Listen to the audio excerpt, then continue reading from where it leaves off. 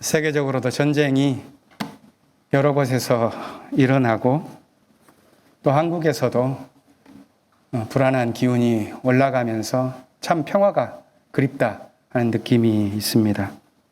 한미 정상회담을 앞두고 그 전날 금요일에 종교시민사회의 평화선언이 발표되었습니다. 그것을 목회마당에 실어두었는데요.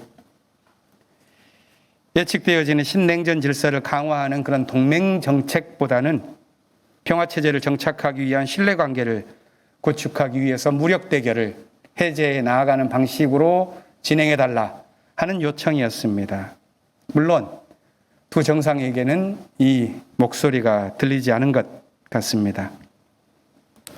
이번 정상회담은 한미관계를 포괄적인 동맹관계로 확대해서 그것을 동아시아와 글로벌의 평화와 번영의 중심축으로 삼겠다는 것이 정부 관계자의 말이었습니다. 여기에서 평화라고 하는 말이 사용되었지만 이런 냉전 시대의 유물인 동맹관계가 평화를 줄 것으로 기대하기는 어려울 것 같습니다. 북한과 중국을 압박하고 한미연합 군사훈련을 확대하는 등 갈등의 정치를 강화하겠다는 결론을 어제 두 정상은 내고 말았습니다. 이렇게 참된 평화가 간절한 오늘 우리가 읽은 복음서의 본문은 예수의 고별 설교입니다. 마태복음의 산상설교처럼 요한복음의 종합적인 가르침은 13장부터 17장까지 5장에 걸쳐 나오는 고별 설교에 담겨 있습니다.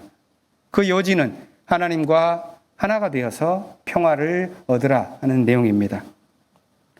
오늘 본문이 있는 이 14장은 제자들의 질문에 대한 예수의 대답으로 구성됩니다. 첫 번째 질문은 도마가 했고, 두 번째 질문은 빌립이 했고, 세 번째는 가룟 유다와 이름이 같지만 다른 제자가 했습니다. 오늘 본문은 이 세 번째 질문에 대한 답변으로 구성되어 있는데 그 질문은 이렇습니다. 주님께서는 우리에게는 자신을 드러내시고 세상에는 드러내려고 하지 않으시는 것은 무슨 까닭입니까? 이 질문을 받은 예수는 먼저 그럴 수밖에 없는 현실을 설명합니다. 이 세상에는 하나님을 사랑해서 그분의 말씀을 지키는 사람이 있는 한편 그렇지 않은 사람도 있다는 것입니다. 아마도 이 답변은 요한복음의 배경이 되는 사회적인 갈등을 반영한 것 같습니다. 요한복음을 읽다 보면 여러 곳에서 예수와 그를 따르는 제자들이 유대 바리새인들의 유혹과 협박을 당하는 내용이 많이 나옵니다. 그러니까 아무리 하나님의 말씀이요 세상의 빛이신 예수라 해도 그 빛이 통과되지 않는 이 세계가 엄연히 있다 하는 사실을 말해줍니다. 요한복음의 공동체가 이런 상황이었던 것 같습니다. 한 세상을 살면서도 각자가 구축한 다른 세계를 살아가며 서로 소통하지 못하는 현상은 시대를 불문하고 생겨납니다. 오늘 우리 한국 현실과도 같습니다. 이해관계를 같이 한 동맹관계는 똘똘 뭉치지만 그렇지 않은 관계는 적대시하고 공격할 기회를 찾는 것이 정치의 생리가 아닌가 하는 생각마저도 듭니다. 종교는 어떤가요? 정치적인 종교는 적대감에 기초한 갈등의 정치를 펼치는 것을 지난 정권 시절 광장에서 우리는 무수히 봐왔습니다. 갈등의 틈바구니에서 자신을 드러내려는 것입니다. 하지만 성서는 우리에게 다른 길을 알려줍니다. 오늘 본문은 성령께서 길을 알려줄 것이요 그 길은 평화다 이렇게 말합니다. 예수께서도 이렇게 분명히 말씀합니다. 나는 평화를 너희에게 남겨준다. 나는 내 평화를 너희에게 준다. 내가 너희에게 주는 평화는 세상이 주는 것과 같지 않다. 너희는 마음에 근심하지도 말고 두려워하지도 말아라. 여기서 말하는 예수의 평화, 그것은 정치와 동떨어진 종교의 어떤 심정적인 평화는 아닐 것입니다. 예수의 평화는 단지 인간의 내면에 신비롭게 자리 잡은 영적인 평온함만은 아니기 때문입니다. 그렇다고 적개심을 버린 정신승리나 온갖 순환을 감내하는 그런 자기 포기, 여기에 예수의 평화가 모두 다 있다고 말하기도 어렵습니다. 예수의 평화에는 조금 다른 차원이 있지 않을까 하는 생각을 해봅니다. 얼마 전에 소천하신 민중신학자, 그분은 소위 민중신학 1세대라고 알려진 안병무 선생님, 산한동 선생님 이렇게 쭉 1세대라고 알려진 분 가운데서 마지막 분이셨는데 김용복 선생님입니다. 김용복 선생님은 평화를 추구하는 이 세상의 운동을 두 가지로 대별합니다. 하나는 정치적 메시아니즘 이렇게 말하고 다른 하나는 메시아적 정치라고 말합니다. 비슷한 말 플레이인데요. 어떤 게 좋은 것 같습니까? 정치적 메시아니즘은 나쁜 겁니다. 정치적 메시아니즘은 메시아의 그 뜻, 구원의 뜻을 정치 속에서 풀어내고자 하지만 실제로는 그것은 구호에 불과하고 민중들의 열망을 왜곡시켜서 두려움으로 그들을 지배하려고 하는 그런 거짓 평화의 정치를 정치적 메시아니즘 이렇게 붙입니다. 예수의 정치는 우리 삶의 활동 속에서 메시아의 얼굴이 드러나는 메시아적 정치라고 할 수 있습니다. 하지만 현실에서는 좀처럼 보이지 않지요. 평화를 약속하는 수많은 운동이 메시아적 정치를 표방하지만 실제로는 정치적 메시아니즘으로 미끄러져 버립니다. 종교도 그렇고 정치도 그렇습니다. 메시아적 정치가 힘든 이유는 단지 이 세계가 대립으로 분열되어 있기 때문만은 아닙니다. 물론 분열된 세계에 자리 잡은 동맹관계에서는 참된 평화, 메시아적 정치가 벌어질 수 없습니다. 그런데 그보다 더 중요한 사실이 저는 있다고 생각합니다. 그게 예수의 평화라고 하는 이 말을 이해할 수 있는 단서가 된다고 생각합니다.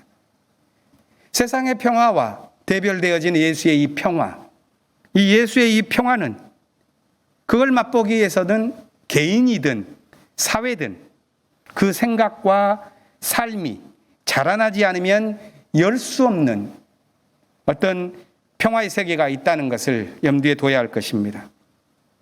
예수께서 제자들에게 가르쳐 주신 당신의 평화는 요한복음의 전체 맥락에서 보았을 때 하나님과 하나가 되기까지 자라나지 않고서는 온전히 맛볼 수 없는 평화입니다.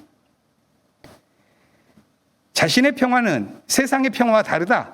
이렇게 말한 예수의 가르침은 단지 차이의 종교를 가르치는 것이 아닙니다. 타인의 평화는 거짓이요, 나의 평화는 참이라고 간주하는 자아도취, 시체말로 자뻑, 그런 자뻑의 종교를 예수님이 제자들에게 가르쳤을 리 없습니다. 자신에게 몰두하는 정신은 결국 자신마저도 기만하고 맙니다. 그것이 함정입니다. 예수의 평화는 씨앗을 키워서 하늘에 가 닿는 겨자씨와 같이 자라나야 하는 것입니다. 스스로 자라나지 않으면 너희는 결코 예수의 평화를 맛볼 수 없다. 저는 이것이 오늘 요한복음에서 그 맥락에서 예수께서 제자들에게 주신 당신의 평화의 교훈이 아닌가 하는 생각으로 출발점을 삼습니다. 진보적인 기독교를 추구하는 사람들이 많죠. 우리 교회 교우들도 그러실 겁니다. 저도 그런 고민을 함께하는 동료들과 대화를 나눌 때 진보적인 신앙 공동체를 어떻게 지어갈 수 있을까 하는 그런 생각을 나누곤 합니다. 우리가 살아가고 있는 대부분의 공동체에는 여러 정체성을 가진 사람들이 생활하고 있죠. 가난한 사람도 있고 부유한 사람도 있습니다. 여성과 남성, 장애인과 비장애인, 정치적인 견해 차이까지 포함해서 여러 사람들이 다양하게 존재합니다. 그래서 다양한 집단이 공존하는 방안을 찾아야 하죠. 중요한 것은 합리적인 동거에 머물지 않고 창조적인 공동체로서 기능할 수 있는 방안을 함께 일궈가는 것입니다. 대부분의 진보적인 집단은 소수자의 목소리를 존중하는 방식으로 공동체를 운영하는데 그것은 참 좋은 가치입니다. 하지만 현실에서 이상적인 대화의 방식, 아이디어랑 커뮤니케이션, 그것은 거의 존재하지 않습니다. 때문에 늘 오해와 갈등이 생겨나죠. 오해와 갈등이 생겨날 때 보수 집단은 질서와 권위로 규율합니다. 하지만 진보적인 공동체는 그렇지 않기 때문에 더 큰 홍역을 앓곤 합니다. 그래서 우리 공동체 역시도 어떻게 진정한 민주주의가 가능한가 하는 토론을 지금 하고 있는 것입니다.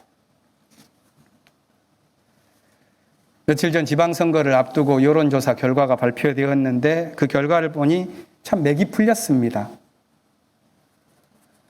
민주당을 지지하는 사람들은 그 지지율이 30% 미만으로 떨어졌다는 건데 어쩌면 그건 당연하다 하는 생각이 듭니다. 그런데 국민의힘 지지율이 45%에 이른 반면에 진보를 표방한 모든 정당을 다 합해도 5% 정도에 불과하다는 그런 발표를 듣고 참 절망스럽다 하는 느낌을 가졌습니다. 왜 진보의 세력은 이렇게 갈갈이 찢기고 말았을까요? 그런 현상에 대한 분석 가운데 정체성의 정치에 대한 재평가를 듣곤 합니다. 정체성의 정치라는 것은 동일한 억압을 경험한 사람들끼리 뭉쳐서 같은 정체성에 기반해서 정치적 연합을 형성하는 것입니다. 이 정체성의 정치는 특히 자신들의 입장이 대변되지 못하는 소수자들에게 아주 효과적인 방식이죠. 기성 정치 체제가 대변해주지 않는 자신들의 정체성을 공유하고 연대하며 억압에 맞설 수 있기 때문입니다. 과거에 이 정체성의 정치는 아주 선도적인 투쟁의 방식이었습니다. 여성운동이나 인종차별에 대한 저항 속에서 중요한 역할을 해냈습니다. 그런데 포스트 모더니즘이 온 세계에 편만하고 다원적 가치가 중시되어진 오늘날에는 다른 정체성을 가진 집단과의 연대가 어떻게 가능한가 하는 문제가 훨씬 중요하게 부각되고 있습니다. 이때 정체성의 정치만으로는 집단 간의 연대를 저해하고 보편적인 해방을 추구할 동력을 형성하지 못하는 역기능을 갖게 되죠. 이런 정체성의 정치에서는 나의 고통은 오직 나만 할 수 있다는 그런 도구마가 강하게 작동합니다. 따라서 공동체에서 개인적인 그런 자아가 중시되고 억압적인 구조를 함께 넘어서고자 하는 그런 방안이 모색되기보다는 개인적인 인정투쟁의 차원으로 모든 것이 환원되고 마는 그런 한계를 갖게 됩니다. 이것은 저의 평가가 아니라 오인된 정체성이라고 하는 한 학자의 책에서 제가 읽은 것입니다. 진보적인 흐름을 묶어내는 연대의 비전, 서로의 차이, 다양성을 인정하는 것 넘어서서 포괄해내고자 하는 지혜와 힘, 이것이 길러지지 않으면 우리 앞으로의 세계는 그리 밝지 않을 것이다 하는 생각을 하게 됩니다. 정체성의 정치, 그것 너머로 나아갈 수 있는 길이 무엇일까? 표현은 이렇게 했지만 우리는 다양한 방식으로 이런 것을 삶 속에서 고민하고 있습니다. 그런 고민을 하는 와중에 한동안 읽고 있던 책을 다시 뽑아 읽어보았습니다. 켄 윌버라고 하는 철학계에서는 구루로 칭송되기도 하고 또 종교계 측에서는 이단이라고 욕하기도 하는 그런 아주 기이한 탁월한 철학자입니다. 그 책은 여러 책이 있는데요. 제가 읽은 책은 통합 비전이라는 짧은 책입니다. 그는 종교든 정치든 사상이든 통합적인 비전을 향하여 나아가야 한다 이렇게 말을 하죠. 그는 인간의 발달 단계가 한 8개 단계로 세분화되어지는데 이런 발달 단계를 그려보면서 자기가 지금 어디에 있는지 뭘 향해 가야 하는지 이것을 그려줍니다. 처음에는 본능적이고 자아중심적인 자아, 이것이 작동하는 단계에 머뭅니다. 그 다음에는 이성이 튀어나고 깨어나면서 합리적이고 성취적인 자아로 자라납니다. 그러다 이 세상은 나만 사는 것이 아니구나를 깨닫고 나서 그런 합리적인 자아를 탈각하면서 타자와 이웃들에 대해서 민감한 다원주의적인 자아를 획득합니다. 그런데 거기에 머물러서 되는 것이 아니라 그것이 최종적으로는 포괄적이고 통합적인 자아로 나아가지 않으면 안 된다, 이렇게 말합니다. 물론 모든 사람이 이런 발전 단계를 거치는 것이 아닙니다. 근본주의자들은 여전히 그런 본능적인 자아중심적인 그런 마법적인 수준에 있을 뿐입니다. 그 수준에서의 영적 경험을 해나가고 그 수준에서의 세계 인식을 하게 됩니다. 합리적인 단계도 마찬가지요, 다원주의적 단계도 마찬가지입니다. 성숙하기를 바라는 사람은 자신이 어떤 수준에 있는지를 가늠해보고 더 나아갈 길이 어디에 있는지를 그려볼 수 있도록 가르쳐주는데, 목표는 통합적인 영성, 통합적인 자아를 획득하는 것입니다. 이 통합적인 자아를 획득하기 전에는 윌버는 이렇게 표현합니다. 1층 수준의 삶을 산다. 아무리 민감한 다원주의적 자아를 할지라도 통합적인 비전을 얻지 못하면 2층 수준의 삶을 살 수 없다.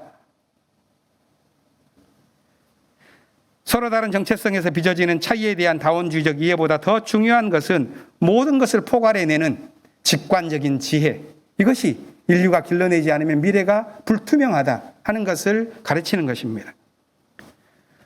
종교 영성도 이 세계를 이성으로 뚜렷이 분석하고 합리적인 영성을 세우는 것을 넘어서 다른 종교와 다른 문화, 이런 것들을 받아들일 수 있는 다원적 영성으로 자라나야 하고, 차이를 받아들이고 흡수하는 것에서 머무는 것이 아니라 통합적인 영성으로 이르렀을 때, 그때야 비로소 열리는 평화의 세계가 있는 것이죠. 저는 여기에서 예수의 평화라고 하는 그런 단서를 우리가 적용시킬 수 있지 않을까 하는 생각도 하게 됩니다.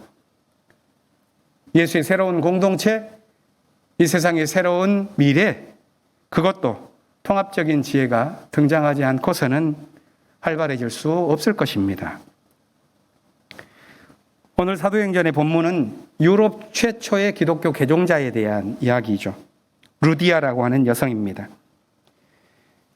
사도행전 15장에서 예루살렘 회의가 있었고, 이 예루살렘 회의 이후에 선교 여행이 본격화될 때 바울은 서쪽으로 나아갑니다. 아시아를 지나서 지금의 터키를 지나서 그리스 지역으로 향하게 되는데, 성령의 인도를 따라서 터키를 지나 마케도니아로 건너갑니다. 당시 그리스는 두 개의 지역으로 나뉘어 있었습니다. 북부 지역은 마케도니아, 남쪽은 아가야. 오늘 본문의 배경인 빌립보는 마케도니아의 중심 도시였습니다. 당시 사회 구조에 대한 연구가 있는데요. 그것에 따르면 빌립보에는 약 15,000명의 주민이 거주하고 있었다고 합니다. 당시로서는 큰 도시였습니다. 이 15,000명은 4개의 집단으로 구분되어 있었습니다. 상위 금수저 3%는 엘리트로 구성되어 있었겠죠. 지배층입니다. 그 밑에 한 25%, 여기는 자기 땅을 가지고 있는 자영농들, 아니면 국가가 가지고 있는 그 재산에서 연금을 받는 공무원이나 퇴역 군인들, 그 밑에 조금 더 광범위한 45%, 여기에는 상인이나 아니면 기술 노동자, 서비스 노동자, 이들이 있었습니다. 그리고 어느 사회나 그렇듯 밑에 27%는 빈민에 속해 있었습니다. 버거웠습니다, 삶이. 여기에 잡히지 않는 약 20%에 해당하는 3,000명 정도의 노예는 상위 세 계층의 가정마다 편입되어서 노예로 살고 있었던 것이 당시의 사회 체제입니다. 이런 사회 구조를 가지고 있는 빌립보 도착한 바울은 어디에서부터 출발을 했어야 할까요? 루디아는 세 번째 그룹에 속해 있는 사람입니다. 성서는 이 자랑할 만한 여성에 대해서 두 가지로 묘사합니다. 첫 번째는 그는 자색 옷감장수였다라고 말합니다. 자색, 보라색 천을 사용해서 지은 옷을 입을 사람들은 상위 3% 엘리트밖에 못 입습니다. 그렇다면 루디아는 부유층을 상대로 한 장사를 한 사람이었습니다. 두 번째 묘사는 그녀가 하나님을 공경하는 사람이었다는 것입니다. 그래서 그는 강가에 기도하는 곳으로 나아가서 바울을 만납니다. 한번 상상을 한번 해보십시오. 안식일에 기도하는 곳을 찾다가 강가에서 어떤 무리 가운데에서 낯선 바울을 만납니다. 서로 다른 정체성을 가진 이 만남, 그것은 자신들의 정체성을 뛰어넘는 운명적인 만남이었죠. 우리는 그것을 가리켜서 성령의 인도하심이라 이렇게 표현하기도 합니다. 저는 이 유럽 선교의 시발점이 된 운명적 만남을 더 감동적으로 표현해 줄 수 있는 그 문구를 오늘 사도행전의 본문에서 찾다가 발견한 대목이 루디아가 바울에게 한 이 말입니다. 나를 주님의 신도로 여기시면 우리 집에 오셔서 묵으십시오. 이 말에는 새로운 공동체를 지어갈 토대가 될 가치가 담겨 있습니다. 나를 주님의 신도로 여기신다면, 만일 내가 주님에게 신실한 사람이라고 당신이 여기신다면 함께 먹고 마십시다. 바울은 루디아의 이 초대에 흔쾌히 응했습니다. 그 만남으로 인해서 그들은 큰 평화를 맛보았습니다. 삶은 계속되었고 고통으로 얼룩진 세계를 스쳐간 이들의 평화는 어쩌면 일시적이었을지도 모릅니다. 이어지는 본문을 보면 바울은 오해를 받아서 소송에 휘말리고 결국 감옥에 갇히는 고초를 당했기 때문입니다. 하지만 감옥을 뒤흔드는 지진 사건으로 결국 간수와 그 가족들마저도 세례를 받게 했다는 그런 이야기를 본다면 이들의 삶이 요동치기는 했지만 그 소용돌이 속에서도 예수와 함께 했었던 그 평화는 여전히 관통하고 있다고 말할 수도 있겠습니다. 한 철학자는 평화를 가리켜서 이렇게 표현합니다. 평화란 세세한 삶에 대한 조밀한 관심이 아니다. 평화는 비극적 현실에서 초탈하거나 아니면 비극적 현실로 인해서 얻는 마비에 오지 않는다. 평화는 삶의 한가운데서 이루어지는 무한성에 대한 파악이다. 현실의 비극을 생생하게 경험하지만 또 그 안에서 여러 한계를 초월하는 호소를 마음속에 듣게 될 때 평화가 임합니다. 삶은 계속 되어지고 어떤 모양의 삶이든 누구에게나 소중합니다. 거기서 예수의 평화의 삶은 우리를 더욱더 통합적으로 이끌어가는 힘처럼 작용할 것입니다. 첩첩삼중처럼 겹친 어려움 속에서도 우리는 예수의 평화가 우리로 하여금 더 나아가게끔 만드는 진군 명령처럼 들립니다. 이 예수의 평화를 우리가 안고 나아갈 때 죽음의 그림자가 우리 삶을 이기지 못하고 어둠의 그림자가 우리의 공동체를 결코 먹어치울 수 없을 것입니다. 우리는 각자 다양한 모습으로 삶의 무거운 과제를 안고 살아가죠. 저와 교회 여러분들의 모든 삶에 예수의 이 평화가 가득하기를 원합니다. 우리 공동체가 평화의 사명을 안고 있습니다. 예수의 평화를 말했었던 그 말씀 속에 담긴 진군의 명령을 우리가 다시 한번 기억해낼 수 있기를 바랍니다. 우리 사회도 한미동맹에 갇혀버리는 것이 아니라 그 너머로 나아가야 할 그런 민중운동의 사명들이 있지요. 그것을 해내기 위한 통합적인 영성을 불어넣고 키워나가는 우리 모두의 헌신이 함께 있기를 기원합니다. 잠시 침묵으로 기도하겠습니다.